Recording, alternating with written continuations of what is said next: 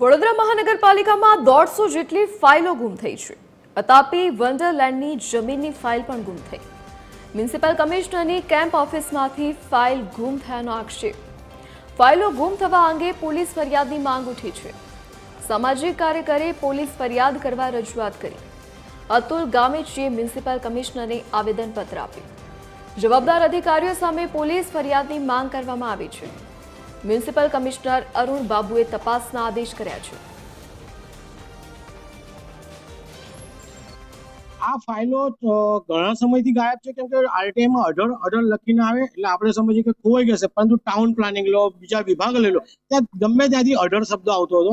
અને આ જાણકારી અમને જ્યારે મળી ત્યારબાદ અમે મુખ્યમંત્રી સાહેબને પત્ર લખ્યો, ઓનલાઈન ફરિયાદ દાખલ કરી અને એનો પ્રભાવ પડવાથી સયાજીબાગ પાર્ક્સ એન્ડ ગાર્ડનથી 23/8ના રોજ અમને આ પત્ર મોકલ્યો હતો. અમને મોડો મળ્યો, પરંતુ જે પત્ર મળ્યો તરત જ અમે કમિશનર સાહેબને જાણ કરીએ છીએ કે 150 જેટલી ફાઇલો જો ગાયબ થઈ હોય તો તમામ વિભાગને જાણ કરીને પોલીસ ફરિયાદ દાખલ કરવી જોઈએ. હું એની અંદર ઊંડાણપૂર્વક પૂછ્યું હતું કે કદાચ નવેમ્બર 2024નું છે, જૂની છે, એટલે મારા સમયની પહેલાનું છે. એની અંદર શું થયેલું છે, કેમ આની અંદર કઈ પ્રક્રિયા થઈ છે કે કેમ કેવી રીતે ગુમ થઈ છે એના ઉપર તપાસ કરીશું.